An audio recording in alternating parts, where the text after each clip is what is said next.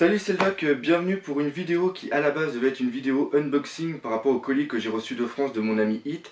Hit, pour ceux qui ne savent pas, c'est le mec, c'est le véritable génie au niveau de ses mains qui me fait des dioramas absolument super pour mettre en valeur tout ce que je vais, tous les documents que je vais exposer lors de mes conventions.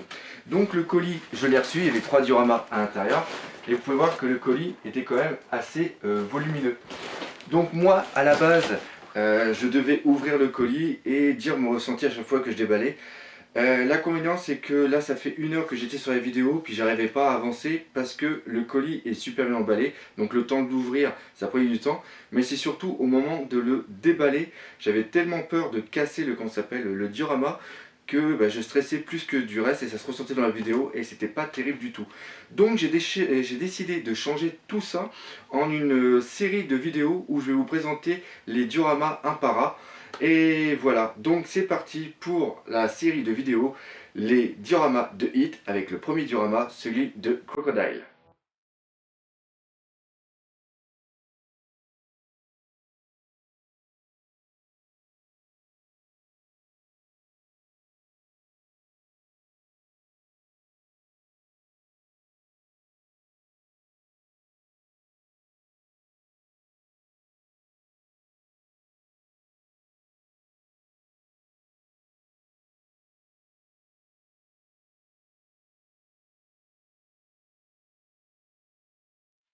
Le premier diorama, ça sera celui-ci, un Crocodile version Marineford avec son attaque.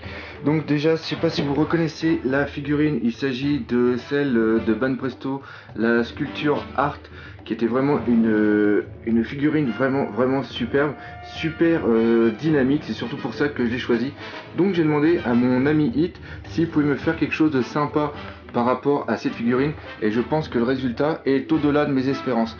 Donc ce que j'aime bien, c'est déjà l'attaque. L'attaque est vraiment super dynamique et on a vraiment l'impression que le sable avance par rapport à, comment ça s'appelle, au décor de Marineford. Il décale tout sur son passage et ce qui est vraiment excellent, c'est tous les petits détails. On voit les rochers qui sont éjectés et même après on voit comment ça s'appelle, les sortes de petits cailloux. C'est absolument génial. Regardez le sol, le détail qu'il y a au niveau de sa structure et même au niveau de la couleur. On a l'impression que les petites particules de sable sont vraiment partout et ça c'est vraiment excellent. Le sable en lui-même, la texture est superbe. On croirait vraiment du sable amalgamé. Je sais pas si le mot est français, enfin bref. Donc tout ça pour dire que je suis bien surpris. Regardez, même au niveau des pieds de Crocodile, on voit comme si que même ses pieds s'étaient transformés en sable ou que le sable était sorti par rapport au sol. C'est absolument superbe. Pareil pour l'autre, qu'on s'appelle l'autre pied.